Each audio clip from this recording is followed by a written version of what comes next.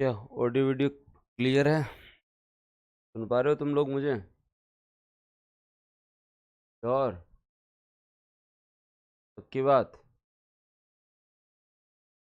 की बात है ना फिर तो। Good morning, good morning, good morning. तो गांधी जयंती की आप सबको शुभकामनाएं। सब क्लियर है?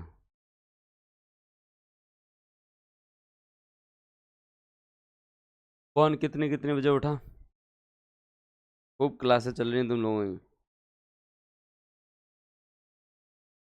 क्या ना, आगे दिवाली पर छुट्टियां भी खूब होगी, तो थोड़ी क्लासेस ज़्यादा ले लो तो क्या बिगड़ जाए आदमी का।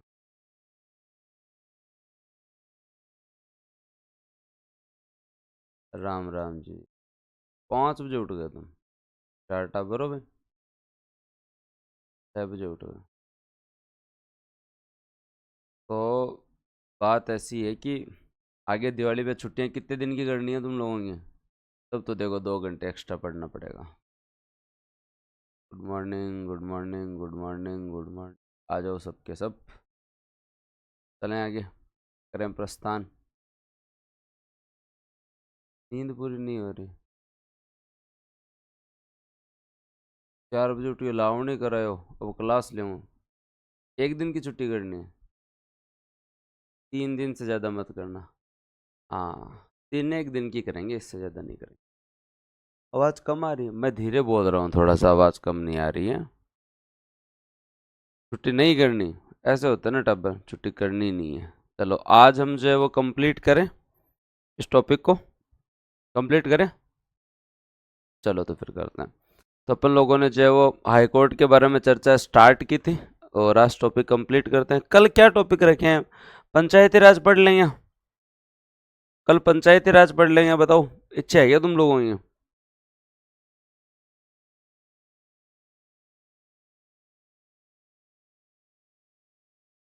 कल पंचायती राज नगर निकाय पढ़ेंगे।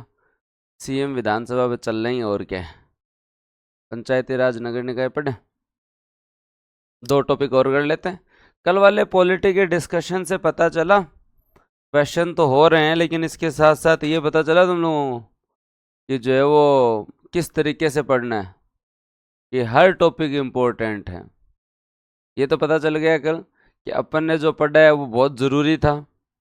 और अगर आप लोग जो है पंचायती राज और नगर निकाय पढ़ लेते हो, पंचायती राज और नगर निकाय और पढ़ लेते हो, पंचायती राज और नगर निकाय, और उसके साथ साथ आप लोगों ने जो है जिला प्रशासन पढ़ ही लिया है, तो ये तो दोस्तों आप लोगों के 11% में से 2% का इंश्योरेंस है।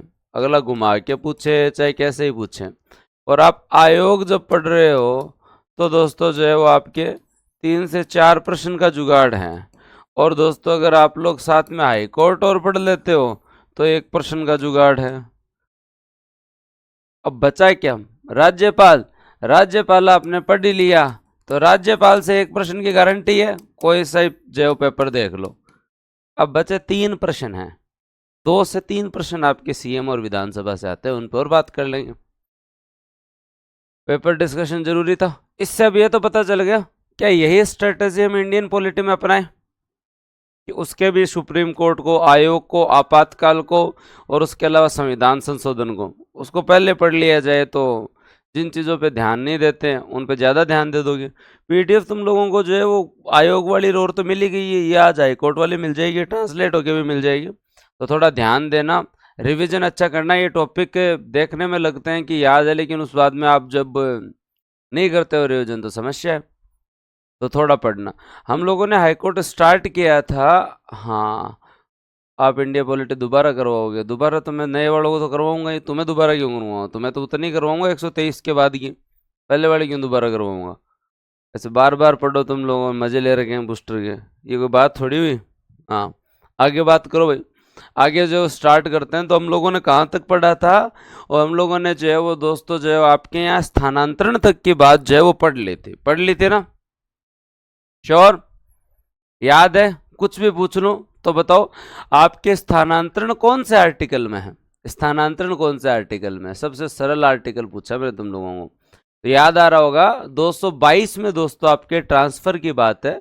राज्यों के लिए एक उच्च न्यायालय होगा और 7th कॉन्स्टिट्यूशनल अमेंडमेंट से ये कहा गया कि एक हाई कोर्ट एक से अधिक राज्यों स्टेट या यूटी को संभाल सकता है। 1861 में हाईकोर्ट एक्ट आया। 62 के अंदर दोस्तों आपके यहाँ पे जो है वो बॉम्बे, उसके साथ साथ आपका कलकत्ता और मद्रास हाईकोर्ट बनते हैं। 66 के अंदर जो इलाहाबाद हाईकोर्ट बनता है। और अगर आप लोगों को थोड़ा बहुत याद आ रहा हो तो कलकत्ता हाईकोर्ट के अंदर वेस्ट बंगाल और अंडमान निकोबार आता है, केरल में केरल और लक्षद्वीप आता है, मद्रास में तमिलनाडु और पुदुचेरी आता है, और बम्बई में महाराष्ट्र, गोवा, दमन दीव, दादर नागर आता है। पंजाब, हरियाणा, चंडीगढ़ के अंदर चंडीगढ़, पंजाब, हरियाणा आता है। जे.एंड.के के अंदर जे.एंड.के और लद्दाख आता है। लेकिन एक तो तुम बता सकते हो गुवाहाटी हाईकोर्ट में कौन सा आता है क्या सर? 1800, हाँ, जो 1987 में 3 बने थे ना, उनका खुद का है, मेघमणि त्रिपुरा। मेघमणि त्रिपुरा इसमें नहीं आते। सिक्किम का तो अलग से है ही, मेघमणि त्रिपुरा इसमें नहीं आते। मेघमणि त्रिपुरा नहीं आते ना, तो कौन कौन से आते हैं? नागालैंड, असम, अरुणाचल प्रदेश और मिजोरम, ये आते हैं। फिर आपने 215 में क्या पढ़ा कि उच्च न्यायालय जो है वो अभिलेख न्यायालय के रूप में काम करेंगे। उच्च न्यायालय जो है वो अभिलेख न्यायालय के रूप में काम करेंगे कि उनके द्वारा दिए गए निर्णय जो है वो उनको एज ए एविडेंस, साक्ष्य के रूप में रिकॉर्ड में रखा जाएगा, और सबऑर्डिनेट कोर्ट जो है उन्हें एज ए रेफरेंस यूज लेंगे। उच्च न्यायालय का गठन है एक चीफ जस्टिस तथा अन्य न्यायाधीशों से होगा, और ये हमने पढ़ा कि इनकी संख्या का डिसीजन कौन करेगा? इनकी संख्या का डिसीजन राष्ट्रपति साहब करेंगे, लेकिन इनके क्षेत्राधिकार और शक्तियां जो है वो दोस्तों संसद डिसाइड करती है। याद है तुम्हें? उच्च न्यायालय के न्यायाधीशों की नियुक्ति के बारे में हम लोगों ने पढ़ा कि नियुक्ति जो है वो पहले CGI, chief justice of India plus governor, chief justice of India plus governor की जो है वो रिकमेंडेशन पे करते थे। अदर है तो सीजीआई प्लस गवर्नर प्लस दोस्तों जो है उस हाईकोर्ट के सीजे। लेकिन अब थर्ड कॉलेजियम से व्यवस्था क्या है कि आपके यहाँ पे जो है वो थर्ड जज केस के बाद में कॉलेजियम सिस्टम लागू हुआ, और कॉलेजियम सिस्टम दोस्तों जो है वो क्या कहता है कि सीजीआई प्लस 2 सीनियर जज सुप्रीम कोर्ट के रिकमेंडेशन करेंगे, उसके आधार पर राष्ट्रपति साहब नियुक्ति करेंगे। और पहले कार्यकाल 60 हुआ करते था, जिसे बढ़ाकर आयु 62 कर दी गई। तो बताओ आपकी 62 कौन से संविधान संशोधन से करी? कौन से संविधान संशोधन से करी? कौन से संविधान संशोधन से करी? 15वें संविधान संशोधन से। उसके बाद में उच्चतम न्यायालय से संबंधित कुछ उपबंध उच्च न्यायालय पे लागू होंगे। मतलब यहाँ पद से हटाने वाली 124(4) की बात यहाँ जो है वो लागू होगी। और 124(4) के अंदर जो प्रोसेस थी, तो लोकसभा में 100, राज्यसभा में 50 ले आए तो एक समिति बनती है जिसमें सीजीआई या सीनियर जज होंगे, हाईकोर्ट के एक जो है वो चीफ जस्टिस होंगे और एक प्रख्यात विधिवेत्ता होंगे। वो दोस्तों जो जांच करेंगे, दोषी पाए जाने के बाद में सदन के अंदर जो है वो दोस्तों जो है वो विशेष बहुमत से पारित करके हटाया जा सकता है। राजस्थान कोर्ट में तो हटाया नहीं गया। उच्च न्यायालयों के न्यायाधीशों की शपथ है दोस्तों, शपथ जो है वो 3rd अनुसूची के तहत जो है वो आपके यहाँ दी जाएगी और राज्यपाल द्वारा जो है वो दिलाई जाएगी। स्थायी न्यायाधीश जो है अपने वाले हाई कोर्ट है और सबऑर्डिनेट कोर्ट के अंदर जो है वो दोस्तों जो है वो नहीं कर सकते। सबऑर्डिनेट कोर्ट के अंदर है नहीं कर सकते। अदर हाई कोर्ट है और सुप्रीम कोर्ट के अंदर जो है वकालत कर सकते हैं। वेतन दोस्तों आप लोगों को पता है कि राज्य की संचित निधि पर भारित है, और पेंशन जो है वो दोस्तों आपके जो है वो केंद्र की संचित निधि पर भारित है। अलाभकारी परिवर्तन नहीं किया जा सकता। और ट्रांसफर की अगर हम लोग बात करें तो दोस्तों एक से दूसरे में ट्रांसफर में सीजीआई प्लस 4 का कोरम होता है, और एक जिस हाईकोर्ट से आ रहे हैं एक जिस हाईकोर्ट में जा रहे हैं। ठीक काम किया ना? अब देखो कॉन्फिडेंस आया। यहाँ सर आर्टिकल अब याद हुए, याद हो रहे?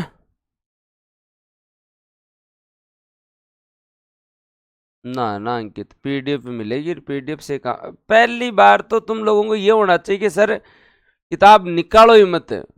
ये तो तुम भोले टाबर हो, इतना डिटेल से पढ़ने वाले तुम बच्चे हो।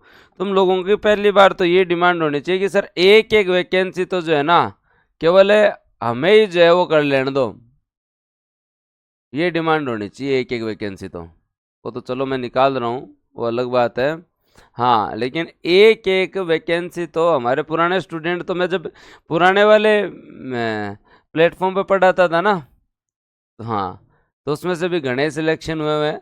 तो वो तो क्या करता है कि आप है ना रहने दो, एक बार कोई किताब विताब डाल लो ही मत, हम तो नोट्स बना लेंगे और किसी को ही नहीं देंगे। हम तो नोट्स बना लेंगे और किसी को ही नहीं देंगे। कंटेंट जब स्टार्टिंग में जिन स्टूडेंट्स को आप सबसे पहले हकदार हैं इस कंटेंट के, तो आप सबसे पहले हकदार हैं, तो ध्यान रखें भाई। तो एक बार तो जितना हो सके पढ़ लो, कोई निकालनी होगी तो हम बता देंगे। सारी किताबें वैसे भी नहीं आएंगी, 2 3 4 किताब आएगी, उसको हम बता दें। मतलब एक तो राजस्थानी को, एक इंडियन को, एक राजस्थान पॉलिटी, एक इंडियन पॉलिटी, राजस्थान ज्योग्राफी, 5 आ सकती हैं आने को। हाँ, हमारा बैच, हमारा कंटेंट तो हमारा नारा था, और वो नारा गलत भी नहीं था। तो बताओ अब तक के मामले में कॉन्फिडेंस किस किस को आ गया?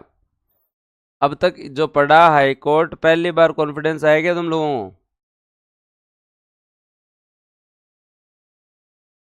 हाँ,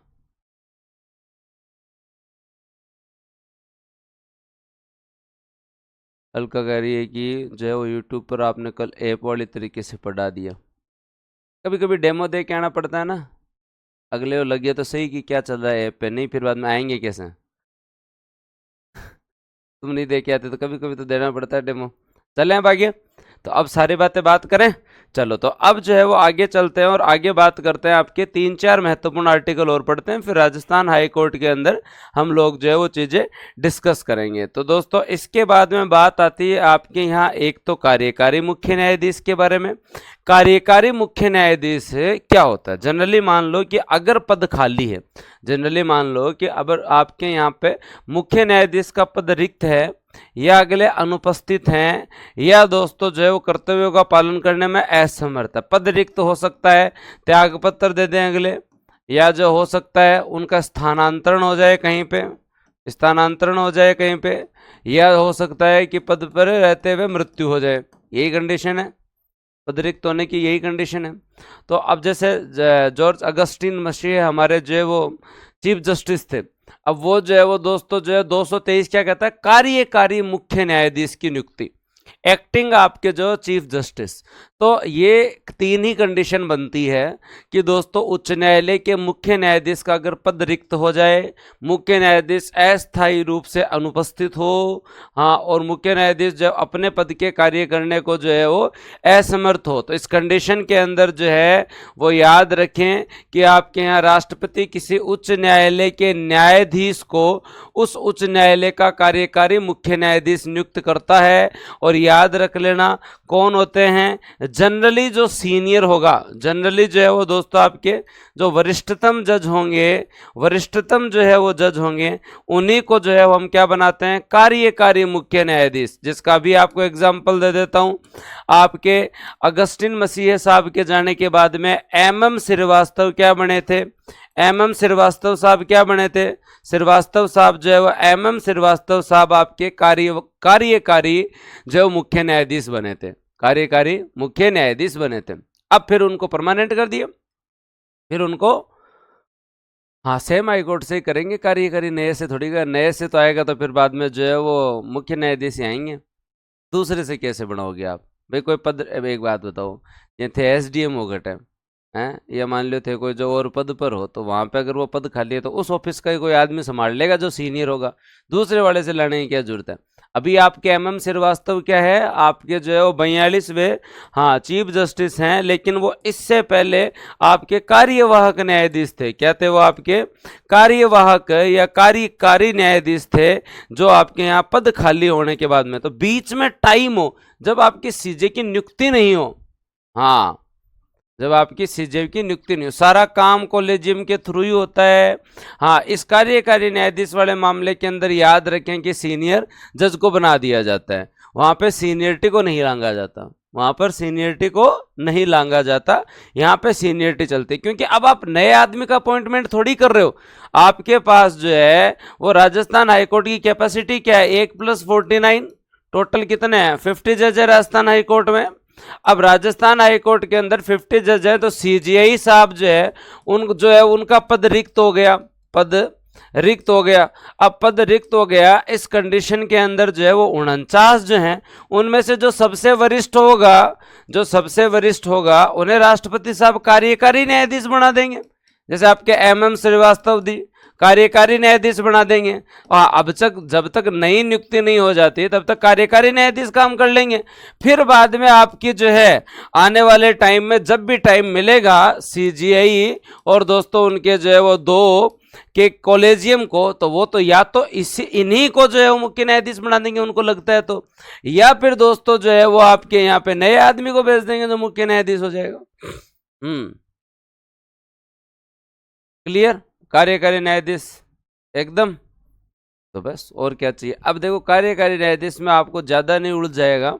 अगला ये पूछेगा कौन से आर्टिकल के तहत, अगला क्या पूछेगा, कौन से आर्टिकल के तहत, है ना, क्यों उसे पता है कि इसने और आर्टिकल तो याद कर रखे हैं। रोशनी कह रही एक बार और समझा दो।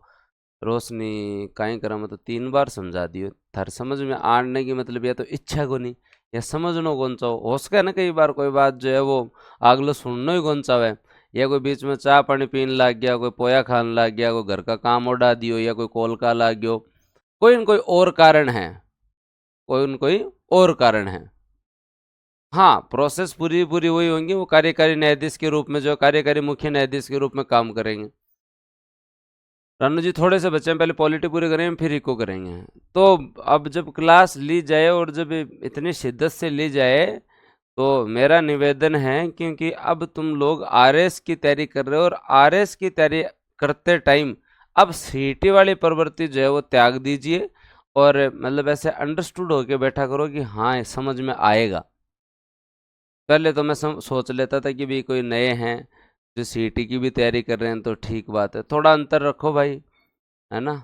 ऑनलाइन में भी तुम्हें ऑफलाइन से ज़्यादा जो है वो लाभ मिल रहा है, इतना डिस्कशन तो वही नहीं होती। इंडियन इको चालू करेंगे पॉलिटी के बाद, राजस्थान पॉलिटी के बाद क्या स्टार्ट करेंगे, इंडियन इको, बढ़िया तरीके से, ठीक है।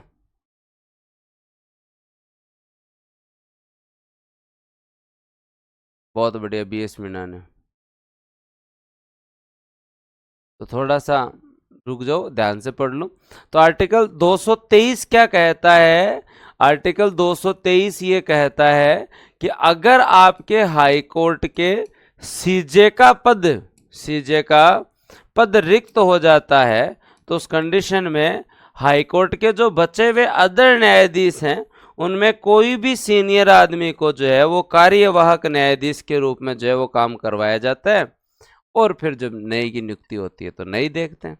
आगे चले, आगे बात करते हैं। अब दोस्तों आपके अतिरिक्त या कार्यकारी न्यायाधीश जो है उनकी नियुक्ति, अतिरिक्त और कार्यकारी न्यायाधीश जो है वो दोस्तों उनकी नियुक्ति, उनके बारे में हम लोग जो है बात करते हैं। अतिरिक्त एवं कार्यकारी न्यायाधीश जो है उनकी नियुक्ति के बारे में बात करते हैं। यहाँ कार्यकारी क्या था, यहाँ पे कार्यकारी मुख्य न्यायाधीश की बात थी। अब 224 में ये 4 आर्टिकल आपको याद करने पड़ेंगे। 222 में स्थानांतरण था, 222 में स्थानांतरण था, और 223 के अंदर दोस्तों आपके यहाँ पे क्या है, 223 के अंदर आपके यहाँ पे कार्यकारी सीजे या कार्यवाहक सीजे। अब 224 के अंदर क्या आएगा, कार्यकारी जज या अतिरिक्त जज, कार्यकारी जज या आपका जो वो अतिरिक्त जज आपके यहाँ पे अतिरिक्त जज साहब। और 224A के अंदर क्या आएगा, सेवानिवृत्त जज भी वापस आ सकते हैं। यहाँ सेवानिवृत्त जज को वापस लगा देना, काम वाम बढ़ जाएगा। अभी तो ये पढ़ने पड़ेंगे आपको, ये आपको इतने जो है वो याद करने पड़ेंगे। उसके बाद हम हाई कोर्ट की जो है वो, हाँ मैं थोड़ा सा टाइम इसलिए ले रहा हूँ इसके अंदर, आप लोगों ने कल ही पेपर में देखा होगा, आर्टिकल मिलवाते हैं डिटेल में पूछते हैं। अगला डिटेल में पूछेगा, राजस्थान पॉलिटी में जितना हो सकता है उतना डिटेल में अगला जाएगा। इंडियन पॉलिटी में जाए नहीं जाए, राजस्थान पॉलिटी में वो मतलब कुछ भी पूछ सकता आपसे, इसलिए मैं थोड़ा धीरे धीरे चल रहा हूँ। आज ये टॉपिक पूरा हो जाएगा लेकिन थोड़ा सा इंटरेस्ट डेवलप करें, ठीक है। आगे बात करें तो दोस्तों आपके यहाँ पर राष्ट्रपति उच्च न्यायालय के अंदर जो है वो निम्न स्थितियों में ध्यान रखते हुए अधिकतम 2 वर्ष की अवधि के लिए जो है वो अतिरिक्त न्यायाधीश लगा सकते हैं। क्या लगा सकते हैं? 2 वर्ष की अवधि के लिए। कौन सी परिस्थिति है? मान लो कि वहां पे जो है वो कामकाज बढ़ गया हो या बकाया कार्य बढ़ गया हो। क्या लगा सकते हैं? कार्यकारी न्यायाधीश। जब किसी उच्च न्यायालय में मुख्य न्यायाधीश के अलावा भाई आपके यहां पर अतिरिक्त न्यायाधीश और कार्यकारी न्यायाधीश, दो चीज आप लोगों को याद रखना है। दो परिस्थिति हैं। अतिरिक्त न्यायाधीश लगाने का मतलब काम एक्स्ट्रा है आपके पास, ठीक है, तो बकाया कार्य। जब किसी उच्च न्यायालय में मुख्य न्यायाधीशों के अलावा कोई न्यायाधीश यदि अनुपस्थित है या अपने पद के कर्तव्य पालन में असमर्थ है, किसी न्यायाधीश को अस्थायी तौर पर संबंधित उच्च न्यायालय का मुख्य न्यायाधीश नियुक्त कर दिया गया हो तो भी वो पद खाली है। तो दोस्तों इन परिस्थितियों में राज्यपाल जो राष्ट्रपति जो है वो क्या लगा सकते हैं? कार्यकारी न्यायाधीश की जो नियुक्ति की जा सकती है। अब समझो आप इस चीज को। हाँ, और इसको थोड़ा सा जो है डिटेल में बात करो। यहाँ पे 2 जनों की बात हुई है। एक हुई है आपके जो है वो अतिरिक्त न्यायाधीश की, एक तो जो है क्या हुई है? अतिरिक्त न्यायाधीश की। अतिरिक्त न्यायाधीश, अतिरिक्त न्यायाधीश 2 ही कंडीशन में, या तो जो है वो कामकाज बढ़ गया हो, या तो कामकाज बढ़ गया हो, हाँ, और यह दोस्तों जो है वो आपके यहाँ पे बकाया कार्य ज्यादा हो गया हो, बकाया कार्य ज्यादा हो गया हो। कार्यकारी न्यायाधीश की क्या कंडीशन है?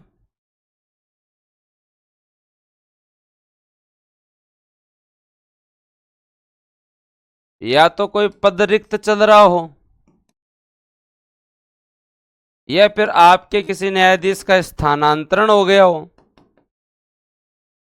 या फिर अगला दूसरे हाईकोर्ट में सीजे बन गए हो। उस कंडीशन में आपके जो है वो 224 के तहत 2 वर्ष के लिए राष्ट्रपति साहब नियुक्ति कर सकते हैं। अब को किसके कहने पे? वही कॉलेजियम के कहने पे। शपथ कौन दिलाएंगे? राज्यपाल ही दिलाएंगे। योग्यता क्या होनी चाहिए? वही 10 साल तक सबॉर्डिनेट कोर्ट के अंदर जज रहे हो या हाई कोर्ट में जो है वो दोस्तों वकील रहे हुए हो, 62 से कम आयु हो, 2 वर्ष के लिए।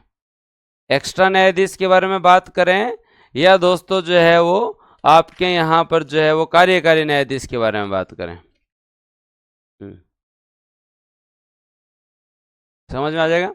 एक्स्ट्रा न्यायाधीश किस कंडीशन में? कामकाज बढ़ गया हो या बकाया कार्य जो है वो दोस्तों ज्यादा हो गए हो तो आप एक्स्ट्रा जज की व्यवस्था कर सकते हैं, या आपके यहाँ पे कोई पद खाली हो गया हो या स्थानांतरण हो गया हो या दूसरे हाईकोर्ट में सीजे बन गए हो और पद खाली है। इससे पहले हम कार्यकारी मुख्य न्यायाधीश की बात कर रहे थे, अब हम कार्यकारी न्यायाधीश की बात कर रहे हैं। तो इस कंडीशन में राष्ट्रपति जो है वो 2 वर्ष के लिए कर सकता है और ये व्यक्ति 62 की आयु तक ही रह सकता है। 2 वर्ष या 62 की आयु जो भी पहले हो तब जो है वो हटना ही पड़ेगा। प्रोसेस फिर पूरी की पूरी वही होगी कि अगला भारत का नागरिक होना चाहिए, अगला भारत का नागरिक होना चाहिए, उसके साथ साथ दोस्तों जो है वो उम्र 62 से जो है वो दोस्तों कम होनी चाहिए, 10 साल तक अगला जो है वो सबॉर्डिनेट कोर्ट के अंदर जज रहा हो या 10 साल तक हाई कोर्ट के अंदर जो है वो आपके यहाँ पे वकील रहा हो, उसी व्यक्ति को जो है वो बनाया जा सकता है। इन बातों में तो अंडरस्टूड है। हाँ, वो बस संभावनाओं पे चलता है गगन। बताओ, क्लियर है? चलें अब सेवानिवृत्त जज के बारे में बात करें। हाँ, इनको वही पेमेंट उतना ही मिलेगा जो न्यायाधीश को मिलता है, वेतन भत्ते, हाँ वो के वही मिलेंगे,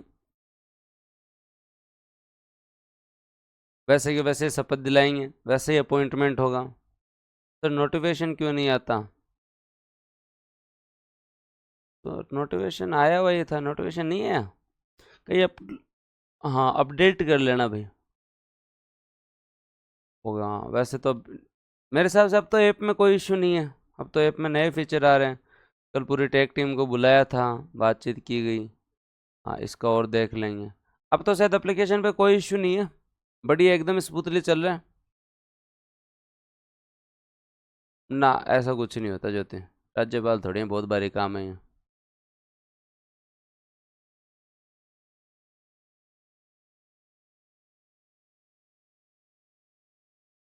नोटिफिकेशन नहीं है, कोई बात नहीं, आ जाओ।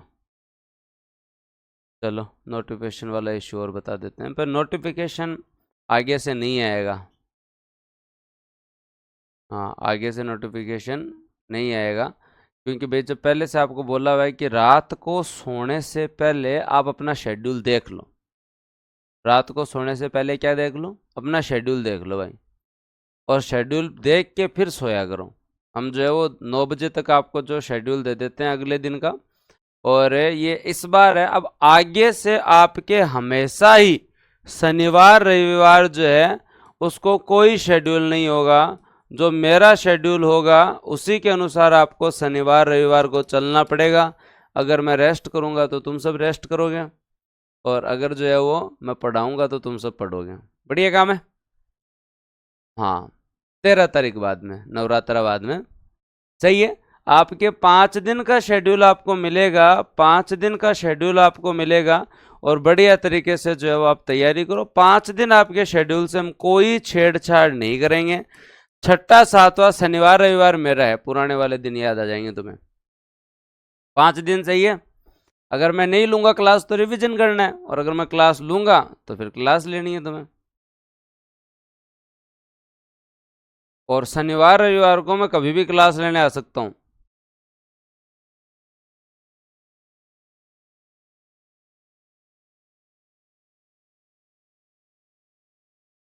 बताया ना पूजा जी, 62 की आयु तक। बस यही चाहिए। चलो बढ़िया, पढ़ो पढ़ो, आगे चलें। चलो तो फिर आगे चलते हैं और आगे बात करते हैं। तो ये आप लोगों को क्लियर है।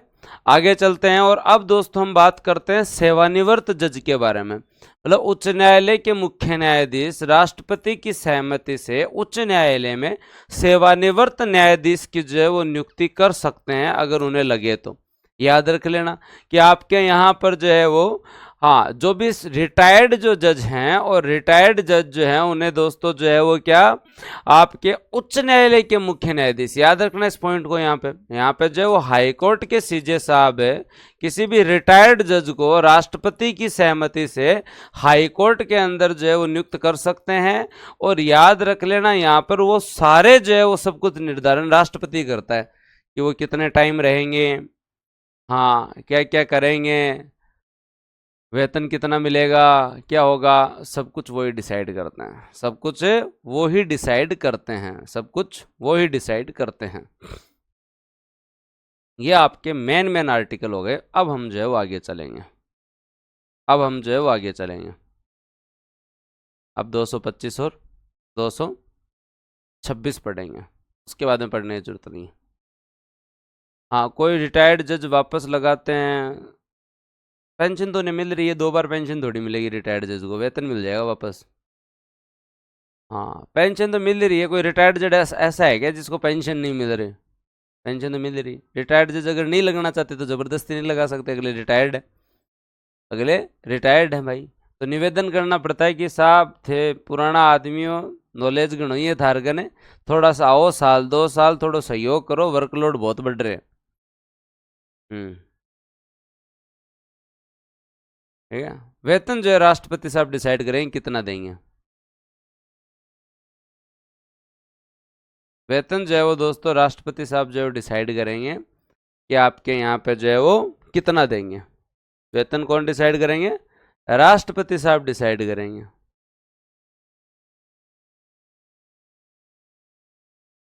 ये आपके मेन मेन आर्टिकल है। ये सब कुछ जो है वो आपके जो है वो राष्ट्रपति साहब डिसाइड करेंगे कि वो 5 महीने काम करेंगे, 6 करेंगे, संविधान में इसके बारे में अलग से कोई उल्लेख नहीं है। योग्यता की तो जरूरत ही नहीं है, योग्य हैं तभी वो पहले जज थे, तब सेवानिवृत्त न्यायाधीश की योग्यता की तो कोई टेंशन ही नहीं है। हाँ, ये सब कुछ जो है वो राष्ट्रपति डिसाइड करेंगे, उन्हें कितना वेतन देंगे, कितने टाइम तक काम करेंगे, वो जयपुर बेंच में बैठेंगे, जोधपुर बेंच में, कहाँ के कितना काम करेंगे, उनकी सेवा शर्तें सारे राष्ट्रपति डिसाइड करते हैं, नियुक्ति हाई कोर्ट के सीजे साहब करते हैं। अब भाई अपना जो है वो ये टॉपिक पूरा हो रहा है। अब किस किस की इच्छा हो रही है कि मतलब अब राजस्थान हाई कोर्ट पढ़ा दो सर। अब जो है वो हाँ वो एडिशनल मैक्सिमम सीट से ज़्यादा हो सकता है, वहाँ पे आपकी मैक्सिमम सीट की कोई टेंशन नहीं है। 1+49 है ना, एक्स्ट्रा जज और रिटायर्ड जज को जो उसमें इंक्लूड नहीं किया गया, वो 1+49 ही है। लेकिन अभी नहीं, अभी मैं तुम्हें मेंस के अनुसार एक क्वेश्चन और करवाऊंगा। अब जब सब कुछ पढ़ लेंगे तो मेंस के अनुसार भी जो एक प्रश्न हम लोग करेंगे। हाँ कि कल को केवल 10 नंबर का एक प्रश्न हाई कोर्ट की शक्तियों का आ जाए तब क्या लिख के आए। ये तो सब कुछ हाई कोर्ट के प्रावधान के बारे में बात कर ली। तो 214 में जो है वो एक हाई कोर्ट का प्रोविजन किया गया, फिर उसे अभिलेख न्यायालय की बात हुई, फिर उसके गठन की बात हुई, फिर नियुक्ति और फिर हटाने की बात हुई। 19 के अंदर दोस्तों जो है वो शपथ की बात है। 20 के अंदर जो है वो बाद में वकालत कर पाएंगे या नहीं। 21 में वेतन भत्ते, 22 में जो स्थानांतरण, 23 के अंदर दोस्तों जो है वो याद रखें आपके यहाँ पर कार्यकारी मुख्य न्यायाधीश, फिर बाद में आपके कार्यकारी न्यायाधीश, फिर दोस्तों सेवानिवृत्त न्यायाधीश। अब 225 और 26 के बारे में बात कर लेते हैं। किसके बारे में बात कर लेते हैं? 225 और 26 के बारे में बात कर लेते हैं। 225 और 26 के बारे में सिंपल सी बात करें, ज़्यादा नहीं करेंगे, नहीं फिर बाद में इंडियन पॉलिटी में क्या पढ़ेंगे, फिर आर्टिकल 32 भी तो पढ़ना है वहाँ पे। कर लें 225 और 26 के बारे में बात कर लें। तो चलो फिर 225 और 26 के बारे में जो है वो बात कर लेते हैं। थोड़ा सा ध्यान से पढ़ना ताकि काम चले। 225 के अंदर जो बेसिक बात कही हुई है उसके बारे में बात करते हैं। हाईकोर्ट की अधिकारिता या उसका क्षेत्राधिकार। हाईकोर्ट की अधिकारिता, हाईकोर्ट की जो है वो दोस्तों अधिकारिता, वो क्या क्या करता है दोस्तों। हाईकोर्ट आपके यहाँ पे जो है वो क्या क्या करता है, तो दोस्तों बात करते हैं। पहली बात तो वह राज्य का सबसे जो है वो शीर्ष न्यायालय है। पहली बात तो वो क्या है दोस्तों, याद रखें कि राज्य का जो है वो शीर्ष न्यायालय है। राज्य का तो शीर्ष न्यायालय वही है, राज्य का शीर्ष न्यायालय वो है। राज्य का शीर्ष न्यायालय जो है वो दोस्तों वो है, जायज बात। राज्य का शीर्ष न्यायालय जो है वो दोस्तों जो है वो वही है। मतलब राज्य स्तर पर जो भी अपील आएगी, राज्य स्तर पर जो भी अपील आएगी, राज्य में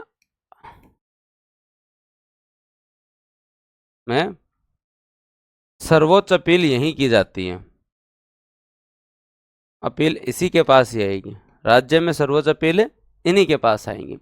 अब यहाँ पे अधिकारिता के संदर्भ के अंदर कुछ भी लिखा हुआ नहीं है, बस इतना ही लिखा हुआ है कि हाईकोर्ट की शक्तियां व क्षेत्राधिकार जो है वो होंगे जो संविधान लागू होने से पहले हुआ करते थे। जो संविधान के लागू होने के पहले हुआ करते थे वही आप लोगों को जो है वो याद रखना है, याद रखना है। तो क्या याद रखना है? राज्य का शीर्ष न्यायालय होगा, राज्य में अपील की बात होगी तो यहां आएगी, और संविधान की व्याख्या की बात आएगी, संविधान की कहीं पे भी व्याख्या की बात आएगी तो वो अधिकारिता इनके पास है। संविधान की व्याख्या की बात आएगी तो वो अधिकारिता इनके पास है। संविधान की व्याख्या की बात आएगी तो वो अधिकारिता इनके पास है। संविधान को एक्सप्लेन करना होगा, वो दोस्तों अधिकारिता या वो शक्ति इनके पास है। तो संविधान की व्याख्या करने का अधिकार, अपील यहीं आएगी। तो बहुत सारी शक्तियां हैं, बेसिकली यही कहा गया है कि दोस्तों जो है वो सारे मामले इनके पास है, चाहे दीवानी हो चाहे कुछ भी हो। लेकिन आपके पास जो है वो दोस्तों जो है दो मूल अधिकारिता भी है। बेसिक पावर्स तो आपके पास बहुत सारी हैं जिनके बारे में अभी हम लोग चर्चा भी करेंगे, ठीक है। और हर आर्टिकल में अलग अलग लिखा हुआ है, जैसे वो अभिलेख न्यायालय के रूप में काम करेगा, उसके पास रिट अधिकारिता भी है, बहुत सारे क्षेत्राधिकार हैं। लेकिन आपके संविधान में बस एक ही बात लिखी हुई है कि जो संविधान के लागू होने से पहले हाईकोर्ट्स के पास जो पावर हुआ करती थी वही पावर अब है, वही पावर अब है। लेकिन अगर आपसे ये पूछ लिया जाए 225 के तहत कि आपके यहाँ पे मूल अधिकारिता क्या है, मतलब दो चीज तो केवल इनके पास आएगी, मूल अधिकारिता। एक तो दोस्तों मूल अधिकारिता के अंदर आप लोग देखेंगे कि ये आपके यहाँ पर जो है वो मूल अधिकार, नागरिक के जो है वो मूल अधिकार, नागरिक के मूल अधिकारों का संरक्षण ये करेंगे। नागरिक के मूल अधिकार जो है उनका संरक्षण कौन करेंगे? ये करेंगे। नागरिक के मूल अधिकार का संरक्षण कौन करेंगे? ये करेंगे। या कभी भी अधीनस्थ न्यायालय को ये लगता है कि इसमें विधि की व्याख्या की जरूरत है, अधीनस्थ न्यायालय को कभी भी ये फील हो, अधीनस्थ न्यायालय को कभी भी ये फील हो, अधीनस्थ न्यायालय को ये लगे कि इसमें विधि की व्याख्या का सवाल है, कि एक्सप्लेन करो जी, विधि की व्याख्या का सवाल है, या कोई सारवान प्रश्न निहित है कि हमारे तो समझ में कम आ रहा है, आप ही बताओ इसकी जो है वो एक्सप्लेनेशन करिए, तो वो डायरेक्ट इनके पास आएगी। और तो अपन पढ़ेंगे, और उनके पास क्या पावर है, क्या मामला है, वो सारी चीज हम लोग जो पढ़ेंगे। उनकी अधिकारिता खूब है, राज्य का शीर्ष न्यायालय है, राज्य में अपील की सबसे ऊपर यही है, संविधान की व्याख्या करने का पावर इनके पास है, नागरिकों के मूल अधिकार से संबंधित मामला डायरेक्ट इनके पास आता है। सबऑर्डिनेट कोर्ट को ये लगता है कि इसमें विधि की व्याख्या का प्रश्न निहित है, तो उस कंडीशन के अंदर जो है वो दोस्तों आपको जो है वो केवल और केवल किसके पास आएगा? आपके जो है वो हाई कोर्ट के पास आएगा। किसके पास आएगा? आपके हाई कोर्ट के पास आएगा। किसके पास आएगा? आपके हाई कोर्ट के पास आएगा। एकदम क्लियर? चलें आगे। श्योर? पक्की बात? हाँ, और खूब पावर है, वो बाद में हम बात कर लेंगे। तो ये प्रारंभिक अधिकारिता की अगर मैं बात करूं, या मूल अधिकारिता के बारे में अगर हम बात करूं, दो मामलों में आप सीधे के सीधे हाई कोर्ट में जा सकते हैं। एक नागरिक के मूल अधिकार, एक अगर सबऑर्डिनेट कोर्ट ने कह दिया कि विधि की व्याख्या या सारवान प्रश्न निहित है, सबऑर्डिनेट कोर्ट को लगता है कि इस चीज को एक्सप्लेन करने की जरूरत है, तो एक्सप्लेन करने का पावर जो है वो किसके पास है? संविधान की व्याख्या का पावर इनके पास है। तो 225 किस किस को समझ में आया? 225 किस किस को समझ में आया? हाँ, किसी भी कोर्ट से मंगवा सकते हैं, वो उनकी प्रशासनिक पावर है, उसके ऊपर चर्चा बाद में करेंगे। वो उनकी प्रशासनिक पावर है, उस पर चर्चा बाद में करेंगे। अभी केवल बस इतनी सी बात समझनी है कि राज्य का तो ये शीर्ष न्यायालय है, सर्वोच्च अपील राज्य में तो आप यहीं कर सकते हैं, इसके बाद में आप सुप्रीम कोर्ट में करो, भले अगले मना नहीं कर रहे। और एक चीज आप लोगों को याद रखनी है कि दोस्तों आपके यहाँ पर जो है वो और क्या क्या पावर है, और इनके पास जो है पावर जो है वो दोस्तों जो है वो ये है कि अगर कोई मूल अधिकार से संबंधित मामला है, या विधि का सारवान प्रश्न या कोई वाक्य की बात आ रही है, तो इनके पास आ जाओ, तो जो है वो दोस्तों इनके पास आ जाओ। क्लियर? श्योर? चलें आगे। चलो तो फिर बाद में जो आगे चलते हैं और आगे डिटेल में चर्चा करते हैं। अब दोस्तों आपको दो चीज और याद रखनी है। 226 आर्टिकल 226 क्या कहता है? आर्टिकल 226 यहाँ पे रिट अधिकारिता के बारे में बात करता है। आर्टिकल 226 आपके किसके बारे में बात करता है? रिट अधिकारिता। और ये यहाँ पढ़ने की जरूरत नहीं है, आप जब मूल अधिकार पढ़ेंगे तो आर्टिकल 32 पढ़ेंगे हम। आर्टिकल 32 के तहत तो सुप्रीम कोर्ट रिट जारी कर सकता है, और आर्टिकल 226 के तहत हाई कोर्ट रिट जारी कर सकता है। 5 प्रकार की रिट होती है, याद है क्या तुम लोगों को? थोड़ा थोड़ा बता देता हूँ, अगर 5 प्रकार की रिट याद नहीं है तो। बंदी प्रत्यक्षीकरण याद है कुछ? बंदी प्रत्यक्षीकरण ये आपके यहाँ नहीं है भाई, वहाँ पे इंडियन पॉलिटी में पढ़ेंगे, बस यहाँ मैं थोड़ा थोड़ा डिस्कशन कर लेता हूँ। बंदी प्रत्यक्षीकरण आप लोगों ने पढ़ा होगा, परमादेश पढ़ा होगा आप लोगों ने, हाँ, उसके अलावा अधिकार प्रक्षा पढ़ा होगा आपने, हाँ, और उसके अलावा दोस्तों जो है वो प्रतिषेध पढ़ा होगा आपने, उत्प्रेषण पढ़ा होगा। 5 प्रकार की रिट होती है मूल अधिकारों के संरक्षण के लिए। हाँ, ये अपन डिटेल में तो कहाँ पढ़ेंगे? डिटेल में तो हम लोग जो कहाँ पढ़ेंगे? आपके आर्टिकल 32 में इंडियन पॉलिटी में पढ़ेंगे। जिन्होंने पढ़ा हुआ उनको बढ़िया, जिन्होंने नहीं पढ़ा हुआ कोई बात नहीं। मूल अधिकारों के संरक्षण के लिए याद रखें, सुप्रीम कोर्ट आर्टिकल 32 के तहत जो है वो आपके यहाँ रिट जारी करता है, और 226 के तहत हाई कोर्ट जारी करता है। सर ये याद नहीं होते, ये तो एकदम याद ही होते हैं। मतलब मूल अधिकारों के संरक्षण के लिए वो रिट जारी कर सकते हैं। रिट अधिकारिता है मतलब जो है वो दोस्तों जो है वो ऑर्डर जारी कर सकते हैं। बंदी प्रत्यक्षीकरण का मतलब होता है किसी भी आदमी को आपने अरेस्ट किया है तो 24 घंटे के अंदर अंदर कोर्ट के सामने लाओ। जायज बात है। पहली चीज किस किस को समझ में आ गई? पहली चीज किस किस को समझ में आ गई? बंदी प्रत्यक्षीकरण का मतलब क्या हुआ कि आपके यहाँ पर जो है कोई भी व्यक्ति गिरफ्तार है तो 24 घंटे के अंदर अंदर कोर्ट के सामने लेकर आओ। जायज बात।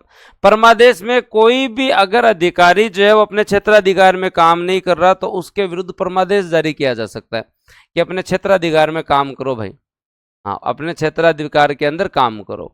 और कोई आदमी बिना अथॉरिटी के किसी पद पर बैठा है, उस पद के ऊपर बैठने का हकदार नहीं है, फिर भी कोई बैठे है तो हाईकोर्ट भी पूछ सके कि हाँ भाई किस अधिकार से यहाँ हो आप, आपको किसने अपॉइंट किया, आपका अपॉइंटमेंट सही है या नहीं है। बिना अधिकारिता, बिना अथॉरिटी के कोई व्यक्ति अगर जो है वो किसी पद पे बैठा है तो दोस्तों जो है वो अधिकार परीक्षा के तहत उससे पूछा जा सकता है। कोई भी मामला सबऑर्डिनेट कोर्ट में चल रहा है, अधीनस्थ न्यायालय में चल रहा है और वो प्रक्रिया में है और हाईकोर्ट को लगता है कि वो हमारे पास भेज दो, तो वो सीधा का सीधा प्रतिषेध के तहत जो है वो क्या तुम मत चेक करो इसे, अब हमारे पास भेज दो। कोई कोर्ट का मामला चल रहा है या खत्म हो चुका है, अगर उस मामले को सीधा जो है वो अगर खुद मंगवाना चाहे तो उत्प्रेषण के तहत मंगा सकता है। हाईकोर्ट का दिया तुम रहने दो, हमारे पास भेज दो, हम खुद देख लेंगे इसे, तुम रहने दो हम देख लेंगे। तो इसको डिटेल से चर्चा तो हम लोग जो है वो कहाँ करेंगे, आर्टिकल 32 में करेंगे। अभी बस आप केवल इतना याद रख लो कि मूल अधिकारों के संरक्षण के लिए 5 प्रकार की जो रिट जारी की जाती है, जिन्हें आर्टिकल 32 में संवैधानिक उपचारों का अधिकार कहा गया है, जिसमें फंडामेंटल राइट्स के संरक्षण के लिए दोस्तों जो है वो सुप्रीम कोर्ट 32 के तहत, हाई कोर्ट 226 के तहत जो है वो जारी करती है। और ये आपकी जो रिट अधिकारिता है इसके अंदर बंदी प्रत्यक्षीकरण का मतलब होता है किसी व्यक्ति को गिरफ्तार किया तो 24 घंटे के अंदर अंदर उसे कोर्ट में पेश किया या नहीं किया। कोई अधिकारी काम सही से नहीं कर रहा तो उसके लिए परमादेश जारी किया जा सकता है। कोई व्यक्ति बिना अधिकार के, बिना प्राधिकार के किसी पद पे बैठा है तो उससे पूछा जा सकता है कि भाई आप यहाँ कैसे। कोई मामला सबऑर्डिनेट कोर्ट में चल रहा है तो उसे हाई कोर्ट अपने पास मंगवा सकता है। कोई मामला सबऑर्डिनेट कोर्ट के अंदर था लेकिन उसने अगले ने अपील नहीं की तो भी हाई कोर्ट अपने पास मंगवा सकता है। ये आपकी रिट अधिकारिता जो है वो होती है, ये आपकी दोस्तों क्या होती है, रिट अधिकारिता होती है और आप लोगों को ये याद रखना है। लेकिन हाई कोर्ट और सुप्रीम कोर्ट की रिट अधिकारिता में अंतर क्या है? हाई कोर्ट और सुप्रीम कोर्ट आर्टिकल 32 के तहत जो है वो मूल अधिकारों के संरक्षण के लिए रिट जारी करता है। हाई कोर्ट जो है वो दोस्तों 226 के तहत जो है वो आपके यहाँ पे रिट जारी करता है, 226 के तहत जो है वो रिट जारी करता है।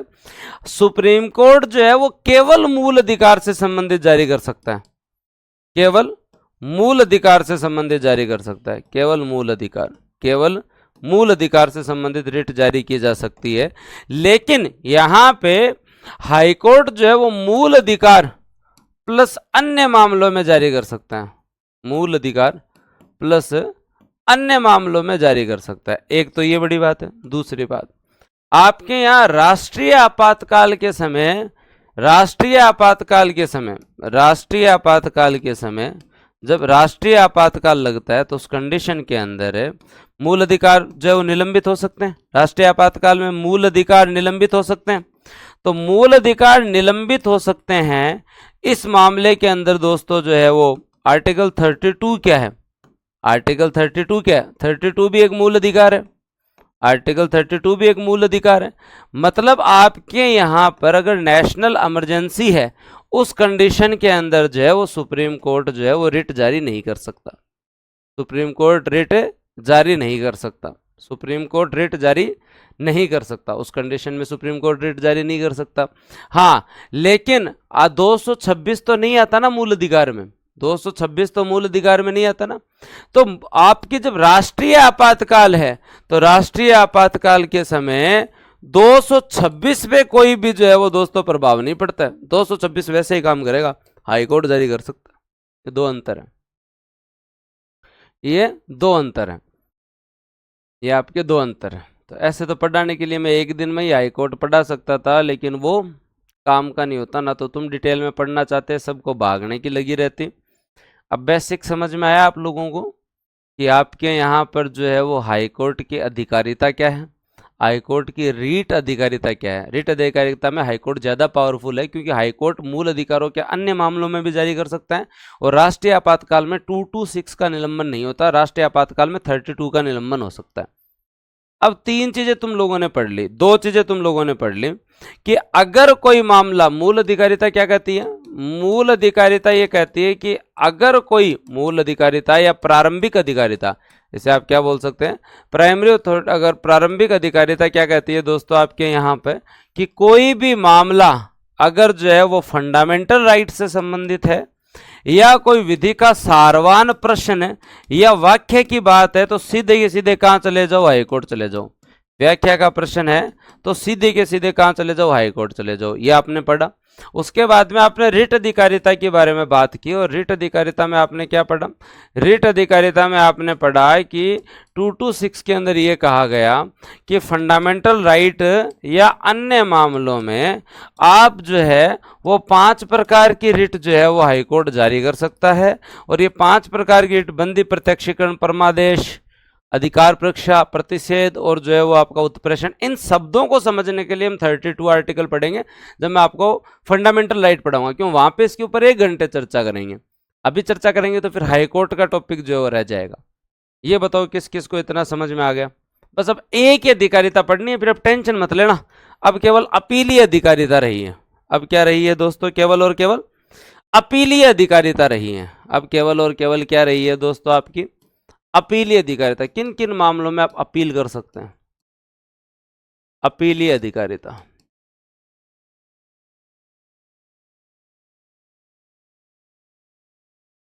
अपीलीय अधिकारिता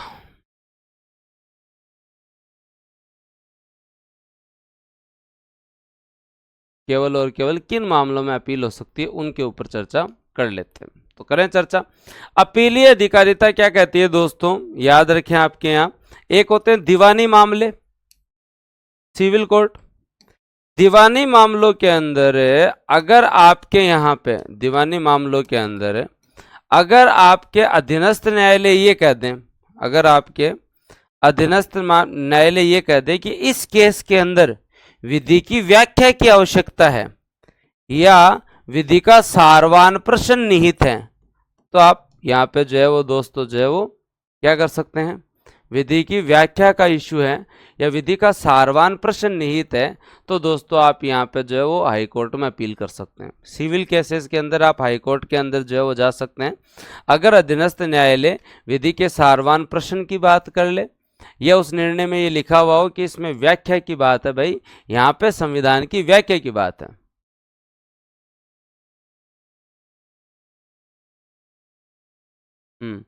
विधि की व्याख्या और सारवान प्रश्न निहित हो तो आप कहाँ जा सकते हो, दीवानी मामले में जा सकते हो। अगर आपराधिक मामले हैं आपके, जो आपराधिक मामले हैं या फौजदारी मामले जो हैं, क्रिमिनल केसेस जो हैं, उनके अंदर आप जो है वो यहीं से प्रश्न बनता है और उनके अंदर आप कब जा सकते हैं, या तो सबॉर्डिनेट कोर्ट कर दे, कह दे कि यहाँ पे विधि की व्याख्या की जरूरत है या यहाँ कोई विधि का सारवान प्रश्न निहित है जिसकी एक्सप्लेनेशन हाई कोर्ट ही कर सकता है तो जा सकते हैं।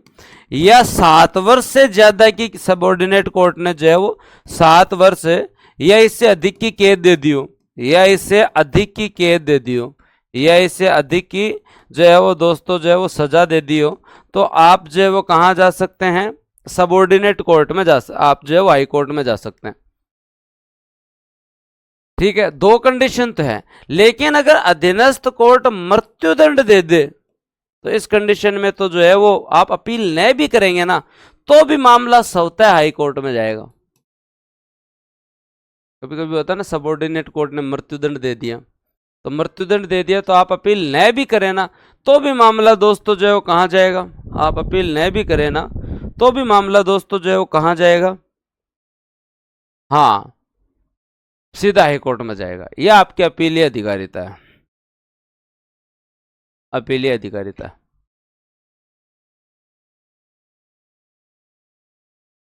ये 2 मामले याद रखने पड़ेंगे आपको, ये 2 मामले आपको जो है वो याद रखने पड़ेंगे। चलेंगे,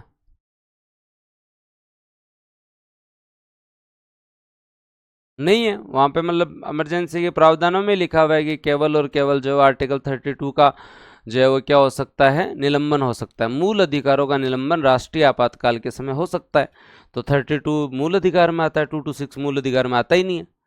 तो नेशनल इमरजेंसी के टाइम पे भी जो है वो आपके जो है वो हाई कोर्ट जो है वो रिट अधिकारिता का उपयोग ले सकते हैं।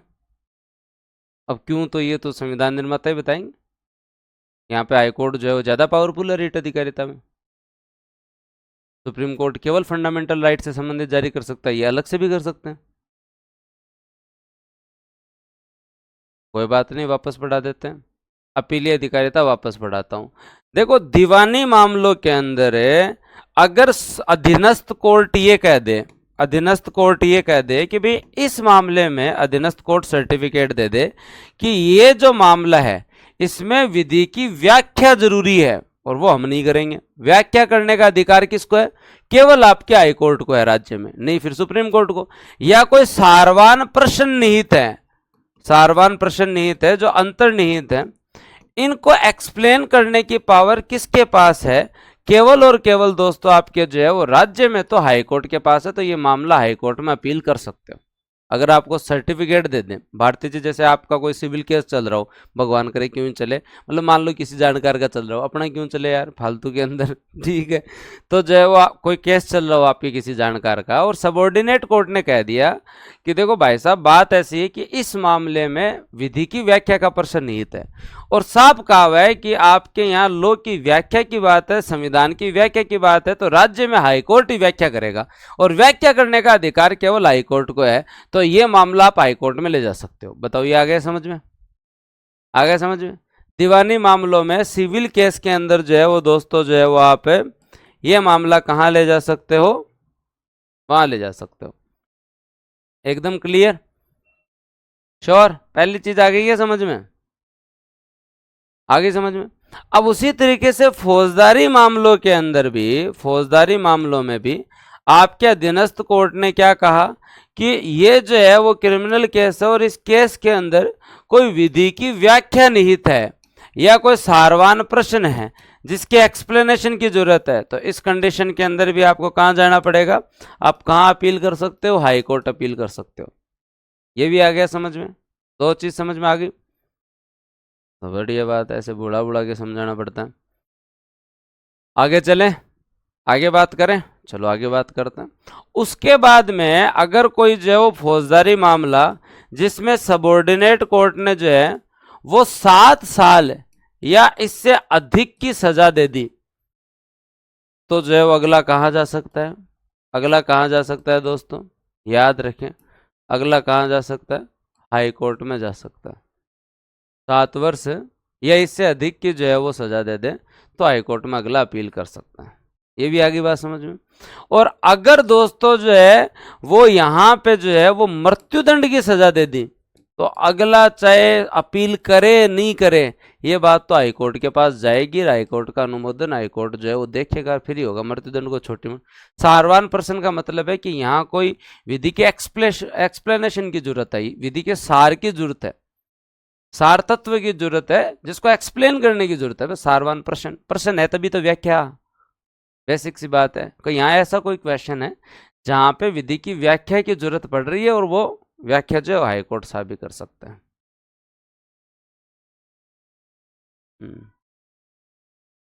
क्लियर? श्योर? ये बेसिक बेसिक सी बात है जो आप लोगों को 4 चीज याद होनी चाहिए। देखो भाई, बात ऐसी है कि कोई आदमी नहीं चाहता कि वो 223 पढ़े, कोई आदमी नहीं चाहता कि वो 224 पढ़े, ना ही कोई चाहता कि वो 225 पढ़े, ना ही कोई चाहता 226 पढ़े। जनता इतना ही पढ़ती है कि हाईकोर्ट होता है जिसकी स्थापना 25 अगस्त को की गई थी, और स्थापना जोधपुर में हुई थी।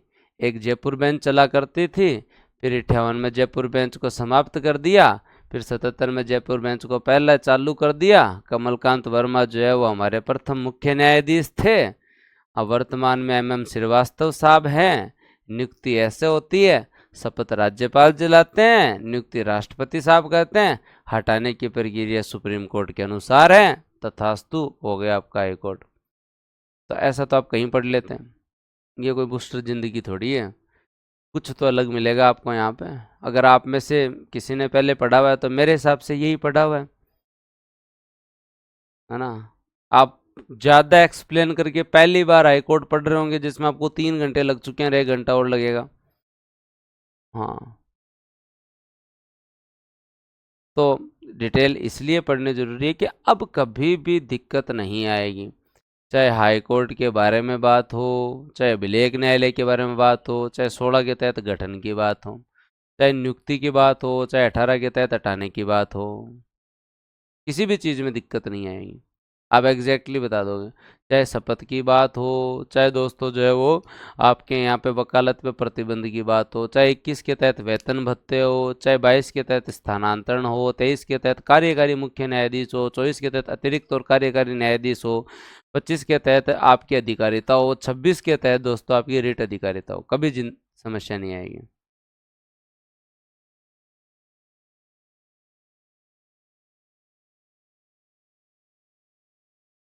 ठीक है, अब इसके आगे भी चलेंगे, ऐसा नहीं कि इतना ही पढ़ेंगे, इसके आगे भी चलते हैं, इसके आगे भी थोड़ा सा पढ़ेंगे। सबऑर्डिनेट कोर्ट की क्लास अलग होगी, ठीक है। अब उसके अलावा दोस्तों आपके यहाँ पे कल को अगर मेंस में पूछ ले तो कैसे क्वेश्चन बनाए। अब मैंने आपको सारा पढ़ा दिया, अब आपको जो है वो मेंस के अनुसार प्रश्न बनाना हो कि उच्च न्यायालय की शक्तियां एवं क्षेत्राधिकार बताएं। हाईकोर्ट की शक्तियां एवं क्षेत्राधिकार बताएं, या आपसे मेंस के अनुसार प्रश्न पूछ ले तो आप कहां से स्टार्ट करोगे। ऐसे बताओगे कि देखो इनकी न्याय संबंधी शक्तियां होती हैं, प्रशासन संबंधी शक्तियां होती है, और एक जुडिशियल पावर इनके पास है। न्याय संबंधी शक्तियों में इनके पास प्रारंभिक क्षेत्राधिकार है, अपीलीय क्षेत्राधिकार है, रिट क्षेत्राधिकार है, और खुद अपने आप में ये अभिलेख न्यायालय है, और उसके अलावा पर्यवेक्षणीय क्षेत्राधिकार है। याद आया तुम लोगों को? अगर कल को अब आपने जो पढ़ा है उसको एक पेज में समेट करके अगर मेंस की आंसर राइटिंग करनी हो और मेंस में क्वेश्चन आ जाए कि हाई कोर्ट की पावर्स और उसके क्षेत्राधिकार के बारे में जो है वो चर्चा करें या लिखें, तो इस कंडीशन में क्वेश्चन की फॉर्मेटिंग कैसे करोगे। तो क्वेश्चन की फॉर्मेटिंग, प्रारंभिक क्षेत्राधिकार आप लोगों ने पढ़ा कि जो है वो मूल अधिकार की बात हो या विधि के व्याख्या की बात हो। अपीलीय क्षेत्राधिकार आपने पढ़ा कि दीवानी जो है वो मामला हो तो अगर विधि का सारवान प्रश्न निहित है तो हाईकोर्ट में जाएगा, और अगर फौजदारी मामला हो तो 7 साल से ज़्यादा की अगर जो है वो सजा हो या मृत्युदंड का मामला है तो हाईकोर्ट में जाएगा। रिट अधिकारिता 226 के तहत आपने पढ़ा। अभिलेख न्यायालय होगा, मतलब उसके द्वारा दिए गए डिसीजन जो है वो दोस्तों जो है वो क्या होंगे, उसके द्वारा दिए गए डिसीजन जो है वो दोस्तों याद रखें आपके यहाँ पे एज ए रेफरेंस के रूप में काम आएंगे, और एज ए रेफरेंस के रूप में काम आएंगे तो लास्ट पर्यवेक्षणीय अधिकार और पढ़ लो।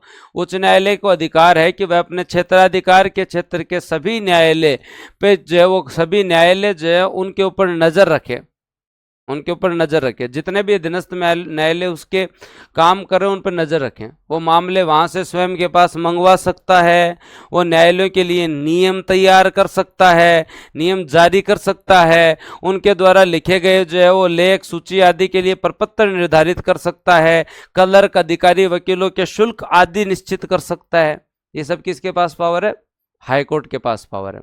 तो कितना अच्छा लगे अगर आप इस तरीके से लिख के आ जाओ, तो मतलब आपको जो क्वेश्चन पूछ ले कि न्यायिक शक्तियों का जो उल्लेख करें और आप उसको बाइफरफिकेट करके आओ वहाँ पे क्वेश्चन को कि सर जो है वो आपके न्यायिक शक्तियों के अंदर एक शक्ति जो है वो क्या है आपके यहाँ पे कि उनके पास मूल अधिकारिता या प्रारंभिक अधिकारिता है, जिसमें जो है वो सुप्रीम कोर्ट के अंदर आप जा सकते हैं, हाई कोर्ट में आप जा सकते हैं एक मूल अधिकार से संबंधित मामलों में, या एक कोई विधि की व्याख्या का प्रश्न निहित है तो व्याख्या जो है वो यही करेंगे।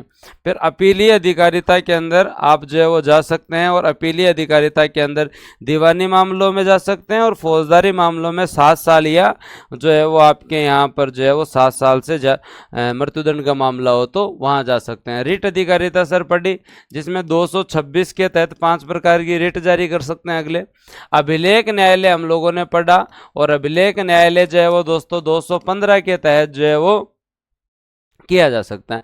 उसके अलावा पर्यवेक्षण की शक्ति भी है, और दोस्तों पर्यवेक्षण की शक्ति जो है वो दोस्तों क्या है कि उसके नीचे जितने भी कोर्ट काम कर रहे हैं उन पर नज़र रख सकता है, उनका जो है वो दोस्तों उनसे जो है वो कोई मामला अपने पास मंगवा सकता है, उनके लिए नियम तैयार कर सकता है, कोर्ट की छुट्टियां कब होंगी, कोर्ट का मामला क्या होगा, सब कुछ ये डिसाइड करेंगे।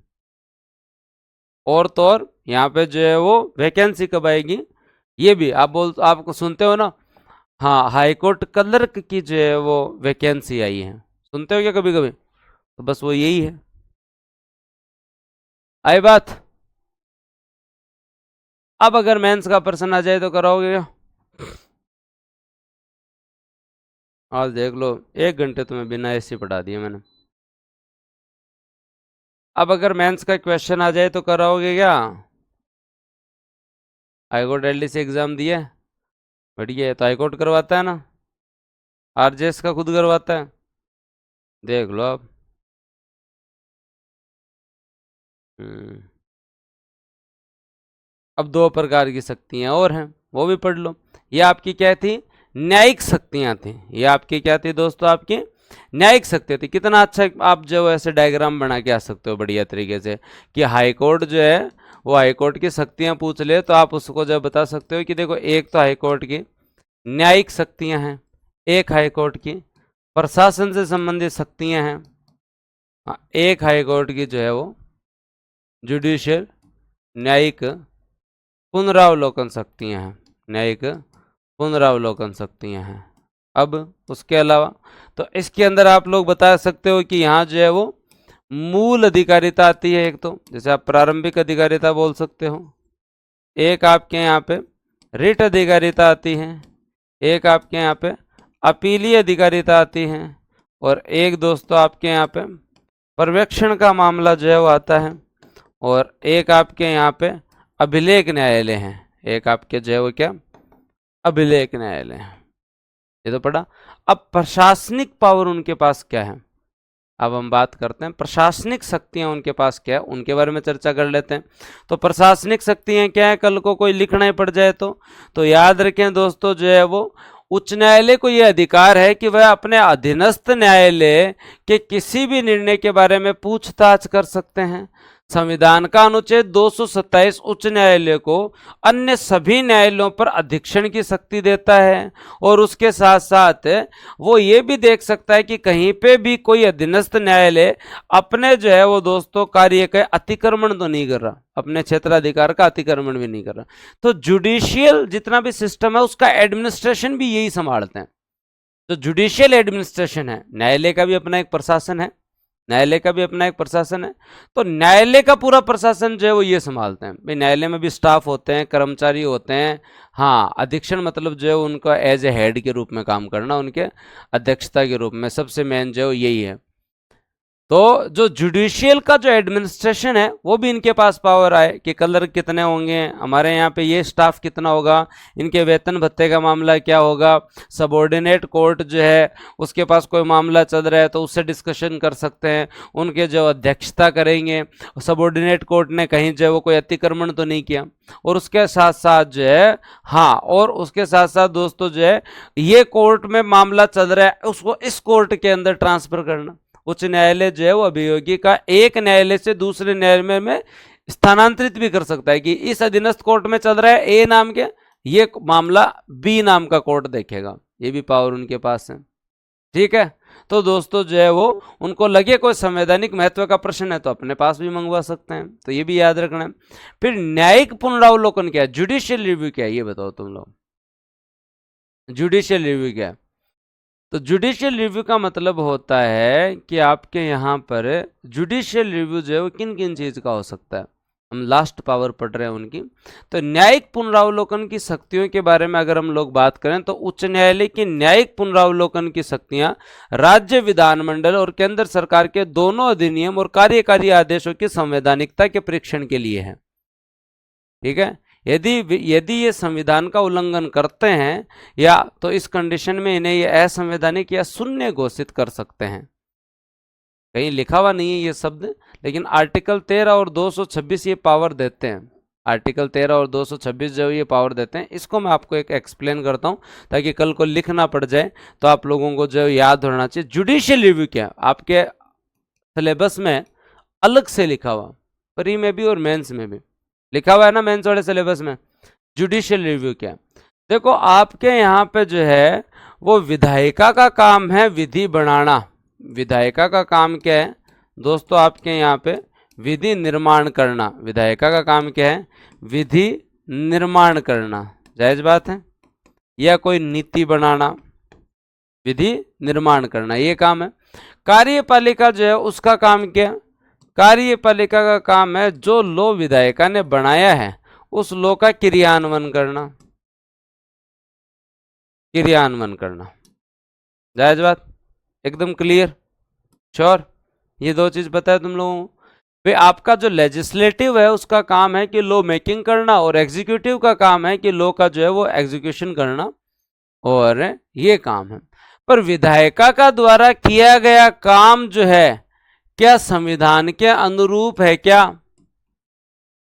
क्या इनके द्वारा किया गया क्रियान्वयन क्या संविधान के अनुरूप है? क्या संविधान के अनुरूप है? क्या अनुरूप है? क्या? हाँ, या इनके द्वारा बनाया गया कोई काम है, इनके द्वारा बनाया गया कोई कानून या उसका क्रियान्वयन कहीं फंडामेंटल राइट का उल्लंघन तो नहीं कर रहा? फंडामेंटल राइट का उल्लंघन तो नहीं कर रहा? अगर कर रहा है तो इस मामले में आपके सुप्रीम कोर्ट और हाई कोर्ट जुडिशियल रिव्यू कर सकते हैं, न्यायिक पुनरावलोकन कर सकते हैं। क्या कर सकते हैं? जुडिशियल रिव्यू कर सकते हैं। ये चीज विधि सम्मत है क्या? अगर है तो ठीक है, नहीं है तो फिर बाद में जो है वो दोस्तों जो है वो उसको अवैध घोषित कर सकते हैं। क्या गलत है भाई? उसको अवैध घोषित कर सकते हैं, गलत है भाई। तो जुडिशियल रिव्यू का मतलब क्या है? जुडिशियल रिव्यू कि विधायिका द्वारा बनाए गए कानून कार्यपालिका द्वारा किए गए क्रियान्वयन संविधान के अनुरूप है क्या? अनुरूप है या नहीं है? कहीं संवैधानिक तंत्र की जो है वो दोस्तों जो है वो उल्लंघन तो नहीं कर रहे, कहीं संविधान का उल्लंघन तो नहीं कर रहे, नागरिकों के मूल अधिकारों का उल्लंघन तो नहीं कर रहे। इन आधार के ऊपर आपका हाईकोर्ट जुडिशियल रिव्यू कर सकता है। और न्यायिक पुनरावलोकन शब्द जो है वो दोस्तों आपके यहाँ पे संविधान में उल्लेख नहीं है, लेकिन जहां पे लिखित संविधान होगा वहां पे जुडिशियल रिव्यू तो होगा। चाहे संविधान के जो व्याख्या की बात हो, कोई जो है वो कोई मामला जो बनाया वो संविधान के अनुरूप है या नहीं है, उसका एक्सप्लेनेशन तो करेंगे। एकदम क्लियर, श्योर। ये जो आप अभी जो पढ़ रहे हैं इसका जो है वो बेसिक कंसर्न ये है कि अगला मेंस तक जाए तो आप क्या कर सकते हो। ये मैं अभी आप जो आपको जो पढ़ा रहा हूँ ये जो है वो आप लोगों के लिए इसलिए कि आपने जो पढ़ा वो टॉपिक तो पूरा हो गया। ये तो इसलिए करवाया जा रहा है कि अगर कल को मेंस में प्रश्न पूछ ले कि आपके जो है वो हाई कोर्ट की शक्तियां बताओ, तो उससे अगर आप ऐसे बता के हो ना तो उसका मन करेगा कि आप जो है वो आपको अगला नंबर देवे, उसका मन करेगा कि अगला अगला आपको जो है वो नंबर देवे। हाँ, वो सबऑर्डिनेट कोर्ट में पढ़ेंगे मोहित, ऐसे इतना जल्दी खत्म थोड़ी होगा कि अगला कल को मेंस में क्वेश्चन पूछ ले तो आप उसकी न्यायिक शक्तियां, प्रशासनिक शक्तियां और उनके जुडिशियल रिव्यू जो है ये तीन को बाइफरफिकेट करके ऐसे बांटोगे ना, नहीं फिर बाद में धूल में लट मारने वाली सी बात है। आप सीधी सीधी बात करोगे, मूल अधिकारों के लिए हाईकोर्ट में आ सकते हैं, विधि का सारवान पर्सन हो तो हाईकोर्ट में आ सकते हैं, 7 साल से ज़्यादा की कैद दे दे तो हाईकोर्ट में आ सकते हैं, मृत्युदंड दे दिया जाए तो स्वतः हाईकोर्ट के अंदर जो है वो मामला आ जाता है, दीवानी फौजदारी मामलों में अपील कर सकते हैं, हाईकोर्ट एक अभिलेख न्यायालय होगा। एक तो आप ऐसे लिख के आओगे, ऐसे ही लिख के आओगे।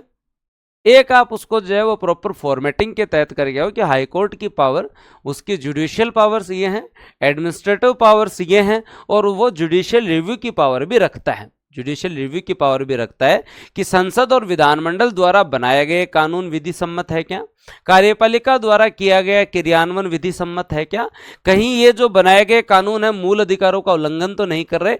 इन मामलों में हाईकोर्ट जुडिशियल रिव्यू कर सकता है।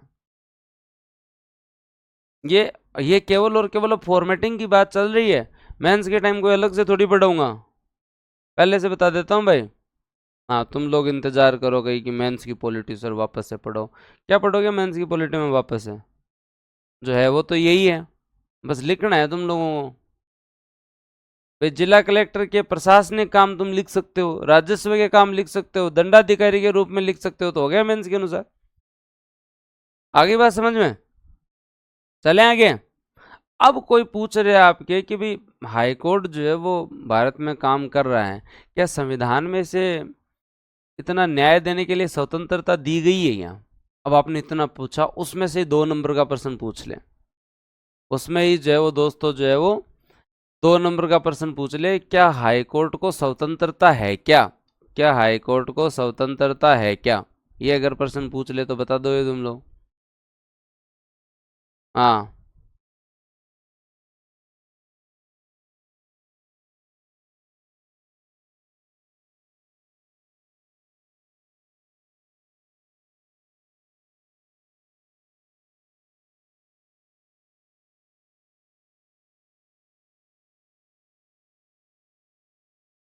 है क्या? अगर स्वतंत्रता की बात आ जाए, अगर आपसे क्वेश्चन पूछ लिया जाए, अगर घुमा के अगला स्टेटमेंट दे दे कि हाई कोर्ट जो है वो दोस्तों जो है वो स्वतंत्र है क्या? वैसे तो हाई कोर्ट सुप्रीम कोर्ट के मार्गदर्शन में काम करता है, लेकिन फिर भी अगर हम बात करें तो इसकी स्वतंत्रता के बारे में अगर हम लोग बात करें तो आप लोगों को हाई कोर्ट की स्वतंत्रता के बारे में भी आप क्वेश्चन लिख सकते हैं। और अब आपने जो पढ़ा है ना, उसी से ही प्रश्न निकलता है, उसी से ही उत्तर आप बना सकते हैं हाई कोर्ट की स्वतंत्रता के बारे में। और हाई कोर्ट की स्वतंत्रता के बारे में आप उत्तर कैसे बना सकते हैं कि गुरुजी हाई कोर्ट की नियुक्ति में राजनीतिक हस्तक्षेप नहीं है, क्योंकि कॉलेजियम कहता है कि न्यायाधीशों की नियुक्ति सीजीआई प्लस 2 सीनियर जज जो है उनकी रिकमेंडेशन पे होती है। सहज बात है, सही बात है ना? हाई कोर्ट जो है वो स्वतंत्र है, हस्तक्षेप कहाँ है? राजनीतिक हस्तक्षेप तो नहीं है। हाईकोर्ट के स्थानांतरण में भी गुरुजी जो है वो राजनीतिक हस्तक्षेप नहीं है, क्योंकि स्थानांतरण के अंदर भी सीजीआई प्लस 4 प्लस जो है वो 2 हाईकोर्ट का एक कॉलेजियम बताता है कि कौन से जज का कहाँ ट्रांसफर होगा। तो बताओ स्वतंत्रता है? नहीं आप ठेक दिए सुनेंगे कोई मतलब मंत्री या कह दे, कोई मंत्री जो है वो ऐसे कह देगा कि मैं जो है वो ट्रांसफर करवा दूंगा? अधिकारी को तो कह दे भाई कहने के लिए, लेकिन जज साहब को थोड़ी कह दे। जज साहब कह दे मैं भी ट्रांसफर करवा दूंगा, और कहाँ से? सामान्य जीवन से जेल के जीवन में। अगर कोई कह दे ना, अगर हाँ, अगर ऐसे अधिकारियों को तो तुम सुनते हो कि जो है वो मंत्री जी विधायक जी कह देते हैं कि देखो ढंग से करो नहीं तो ट्रांसफर करवा दूंगा, लेकिन जज की तरफ जो है नहीं देखते ही है, न्यायालय की तरफ नहीं देखते। अगर ये कह भी देना तो फिर जज साहब एकदम ऐसे मंद मंद मुस्कुरा के ये बोल सकते हैं कि मैं भी तुम्हारा ट्रांसफर करवा सकता हूँ सामान्य जीवन से जेल के जीवन में। न्यायालय की अवमानना के आधार पे आपको कारावास दिया जा सकता है, और कारावास के तहत आप जो है वो जेल की हवा खा सकते हैं, नहीं कह सकते हैं। फिर दोस्तों जो है वो कोई मंत्री ये थोड़ी कर दे, या कोई विधायक या कोई आदमी ये थोड़ी कर दे कि मैं हटा दूंगा आपको, ना ना ना ना। हटाने की प्रक्रिया जो है वो दोस्तों आपके यहाँ पे क्या है, संविधान में लिखी हुई है। लोकसभा के 100, राज्यसभा के जो है वो दोस्तों जो है वो 50 लोग, फिर एक जांच समिति बनेगी, और जांच समिति के बाद में विशेष बहुमत से ही आप हटा सकते हैं। तो ये भी अपने आप की एक जो अच्छी प्रक्रिया बनाई हुई है, संविधान में आपके 124 में लिखा हुआ है। उसके बाद में क्या याद रखना है दोस्तों? उसके बाद में जो है वो आप लोगों को क्या याद रखना है कि जो है वो इनका वेतन, तो इनका वेतन जो है वो दोस्तों आपके यहाँ पे वेतन भत्ते पेंशन इनमें किसी प्रकार की कटौती नहीं की जा सकती। किसी प्रकार की क्या नहीं की जा सकती? कटौती नहीं की जा सकती, क्योंकि ये संचित निधि पर भारित होते हैं। क्या होते हैं दोस्तों आपके? ये संचित निधि पर भारित होते हैं। क्या होते हैं दोस्तों आपके यहाँ? संचित निधि पर भारित होते हैं। वहां सर स्वतंत्रता तो है, संचित निधि पर भारित होते हैं, संचित निधि पर भारित होते हैं। ठीक है। उसके बाद में यहाँ आपके एग्जैक्ट लिखी हुई बात है कि उच्च न्यायालय के न्यायाधीश के आचरण के बारे में, उच्च न्यायालय के न्यायाधीश जो हैं तो जज के आचरण के बारे में, जज के आचरण के बारे में संसद या विधानमंडल में चर्चा ही नहीं हो सकती, या विधानमंडल में चर्चा ही नहीं हो सकती। क्या नहीं हो सकती? चर्चा ही नहीं कर सकते आप। तो बताओ स्वतंत्रता है ना, है या नहीं है? हाँ। और हाईकोर्ट की पावर्स के अंदर संसद और विधानमंडल कमी नहीं कर सकते। वर्दी करनी है उतनी कर दो, काम बढ़ाना है बढ़ा दो, कमी नहीं कर सकते। अब अगर ये पर्सन आया जाए ना तो बूस्टर बड़े एकदम ऐसे धूम मचा के आ सकते हैं। और मैंने कोई अलग से नहीं बनाया, तुम लोगों को जो पढ़ाया था उसी में से ये चीज बनाई है, और अब तुम लोगों को ये चीज समझ में आ रही होगी है?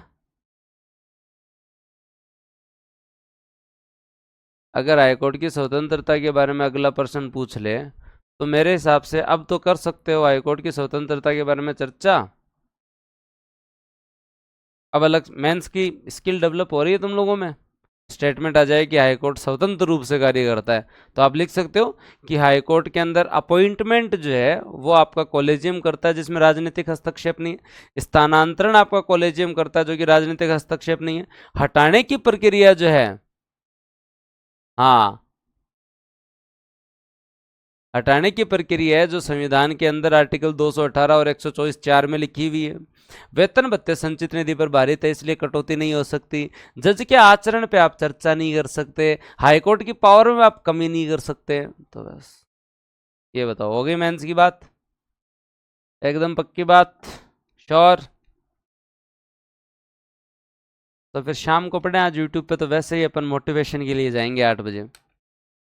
हाँ, आज नहीं पढ़ाएंगे, संडे सैटरडे में रेस्ट करता हूँ। तो शाम को फैक्ट अलग से याद करवाऊँ कि अपना हाईकोर्ट कब बना और कौन कौन से जज साहब कहाँ कहाँ क्या क्या रहे। तो फैक्ट अलग से याद करवाता हूँ। ये आपका अब जाके हाईकोर्ट व इतना पढ़ोगे तब आरएस में काम चलेगा। अगर आपकी प्रवृत्ति नहीं है तो फिर आप गलत जगह हैं। हम आपको प्रॉपर डिटेल में पढ़ाएंगे, प्रॉपर डिटेल में पढ़ाएंगे। राजस्थान को बाद में करें, पहले राजस्थान पॉलिटी कंप्लीट कर लेते हैं। इको सर्वे आपका कंप्लीट है, वो आप पढ़ लो एक बार। इतना डिटेल में पढ़ना पड़ेगा, तो इतने डिटेल के लिए आप तैयार हो तो तैयार रहो। मिल जाएंगे हाईकोर्ट, अभी आपको जो है वो आज हाईकोर्ट कंप्लीट आपको मिल जाएगा। शाम को क्लास होगी उससे पहले पहले, और उसका ट्रांसलेशन आपको कल मिल जाएगा। तो धन्यवाद, मिलते हैं आगे। और अपने साथ वालों को बता रहे नहीं बता रहे हो तुम लोग सर्वज्ञ बैच के लिए? नहीं बता रहे हो तो फिर गलती कर रहे हो तुम लोग।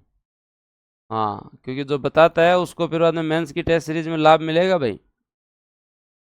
अब तुम लोगों को रेफर और अर्न चाहिएगा, सर आप कुछ बताओ, लालच दो, फिर तो हम जो है वो एकदम ऐसे वो कर दें, क्या बोलते हैं, बताने के अंदर चार चांद लगा दें, सबको यहीं ले आए। यही इच्छा है तुम लोगों की? तो मतलब केवल लालच से काम चलेगा क्या? इतना गुणवत्तापूर्ण पढ़ा रहे हैं, वो अपने आप में एक लालच नहीं है क्या? है। और मेंस की टेस्ट सीरीज में वैसे भी तुम लोगों के लिए स्पेशल डिस्काउंट होगा। अब कई सोच रहे हैं कि सर वो तो स्पेशल सबके लिए होगा, तो हम एफर्ट क्यों करें? तो उसके लिए भी हम एक प्रक्रिया बना चुके हैं कि जिसने एडमिशन करवाया वो अपना नाम लिखाया हुआ है, और आगे जो है वो और हम कुछ करने वाले हैं। तो एटलीस्ट अपने साथ वालों को जो है वो सर्वज्ञ बैच में जोड़ो। अभी जनता जो है वो फ्री हुई है, आरएस की तैयारी करेगी, और आपके साथ वाले आपसे ही पूछेंगे।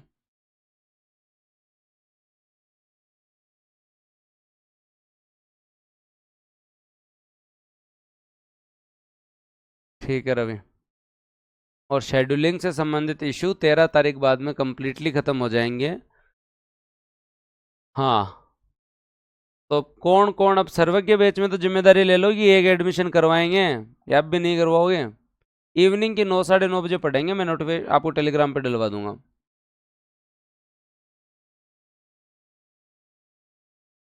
सर वहाँ पे तो 4 पेज में हाई कोर्ट पढ़ाया था, अब वहाँ की तुम्हें क्या?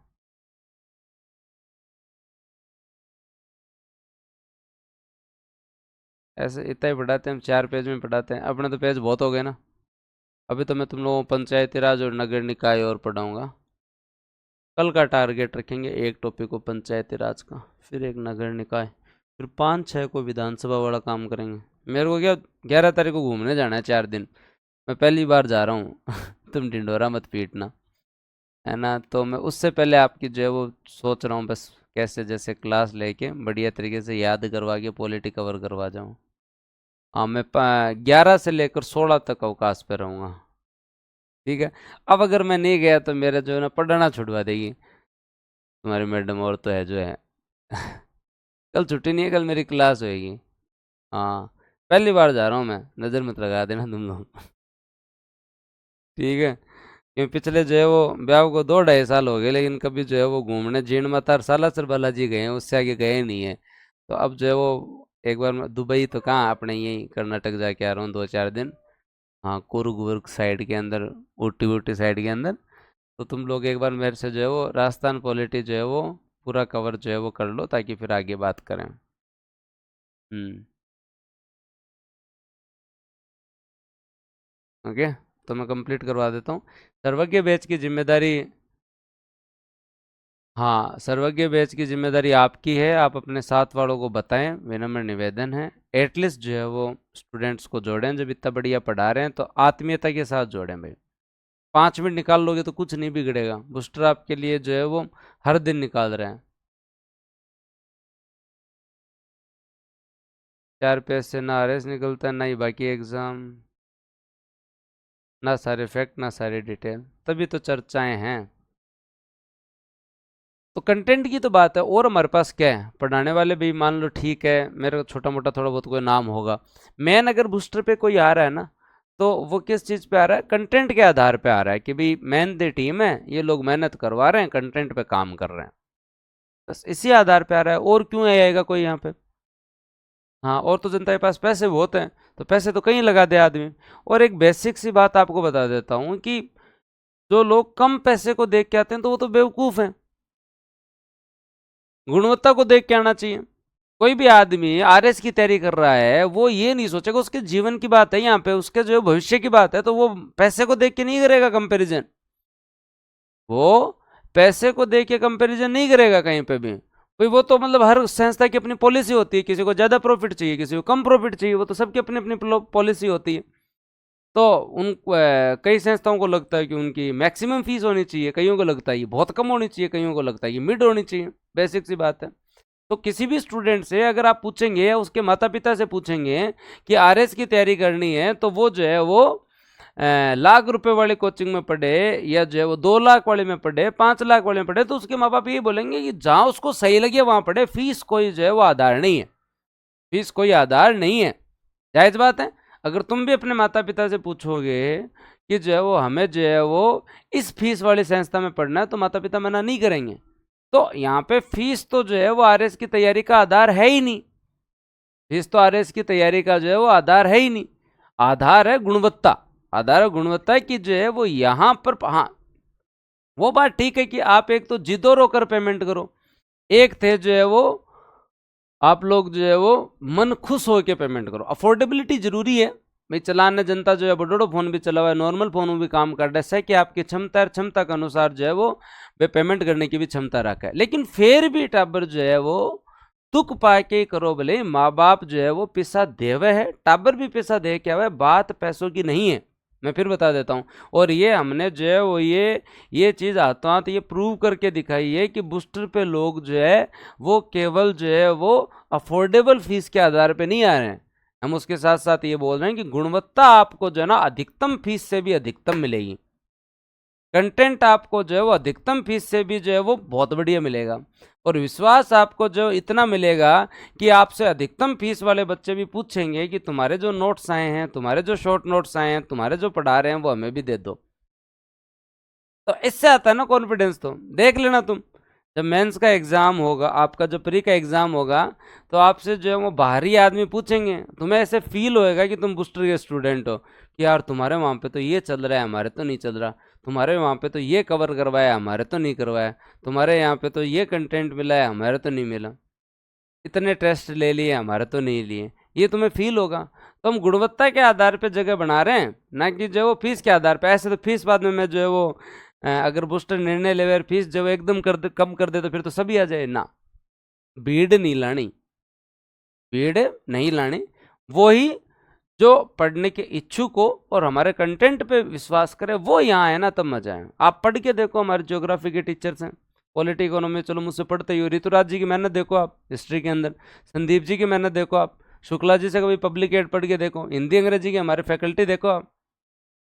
बाकायदा इस चीज़ में हम बोल सकते हैं कि राजस्थान की सबसे बेहतरीन टीम है, राजस्थान की बहुत बेहतरीन टीम है। और सब अपने आप में जो है वो अपनी योग्यता रखते हैं, और जो है उसके साथ साथ जो है वो आपको गुणवत्तापूर्ण पढ़ा रहे हैं। तो ये चीज़ है ना, आप भी जब रिकमेंड करो तो केवल और केवल जो है वो इस चीज़ के आधार पर रिकमेंड मत करो कि जो है वो यहाँ पे अफोर्डेबल है, यहाँ पे जो है 15 में ही, तो फिर अगले को नहीं, उसे इस चीज़ के लिए रिकमेंड करो कि भाई जो है वो गुणवत्तापूर्ण पढ़ा रहे हैं, और इस हिसाब से पढ़ा रहे हैं जो कहीं नहीं पढ़ाते इस हिसाब से। हाँ, और हर जगह टीचर अच्छे हैं, सब अपनी तरफ से बढ़िया ही पढ़ा रहे हैं, जिसका जितना बस का है वो उतना कवर करवा ही रहे हैं। हाँ, मोनिका कह रहे हैं कि बड़े वाले जो है वो आईडी पासवर्ड मांगते, देने नहीं है। हाँ, इंग्लिश की क्लास अभी नहीं लगेगी, प्री के बाद लगेगी, अभी केवल हिंदी की लगेगी, एक ही मेंस का सब्जेक्ट होगा। ठीक है, तो धन्यवाद, जय हिंद, राम राम, मिलते हैं। और इन सब के पीछे मैं फिर बता देता हूँ, कभी मैं आपको पूरी टीम से मिलाऊंगा, केवल हमारी मेहनत नहीं है। एक इतने छोटे से संस्थान में 30 से 32 लोगों का स्टाफ होना बहुत बड़ी बात है, कोई कॉस्ट कटिंग नहीं है। तुम लोग आने वाले टाइम में देखो, टॉपिक वाइज एमसीक्यू प्रॉपर तरीके से मिलेंगे प्री से पहले। आपके टेस्ट की गुणवत्ता आप चेक करके देख लो, टेस्ट की गुणवत्ता आप जो है ना, पानी नहीं मांगे हमारे सामने दूसरे पेपर। हम केवल जो है ना हार्ड बनाने के लिए हार्ड नहीं बनाते, या इजी बनाने के लिए इजी नहीं बनाते, या हम ये नहीं बनाते कि हमारे ही नोट्स से है क्या। टेस्ट टीम एकदम अलग है, टीचर से उनका कोई संबंध नहीं है। वो इसलिए क्योंकि टीचर तो जब बनाएगा, मैं मेरा पेपर बनवाने के लिए बोलूँगा तो मैं बोलूँगा मेरे नोट से बना ले भाई, है। हिस्ट्री वाले बोलेंगे मेरे नोट से बना लें। टेस्ट टीम के जो 4 लोग हैं वो एकदम अलग है, उन 4 लोगों को सप्ताह के केवल जो है 20-20% बनाने हैं, और जो है वो बढ़िया तरीके से जो है वो अपना टेस्ट आयोजित करवाना है। 20-20, 25-25% बनाने हैं। तो आप देखना टेस्ट में आपको ऐसे क्वेश्चन भी मिलेंगे जो नोट्स में इंक्लूड नहीं है। तो ये इसलिए कि आप मेंटली प्रिपेयर रहें खुद से वैल्यू एडिशन करने के लिए, है ना। तो ये सारी टीम बहुत शानदार, 30-32 लोग सब लग रखे हैं, और तभी जाके इतना पॉसिबल हो रहा है।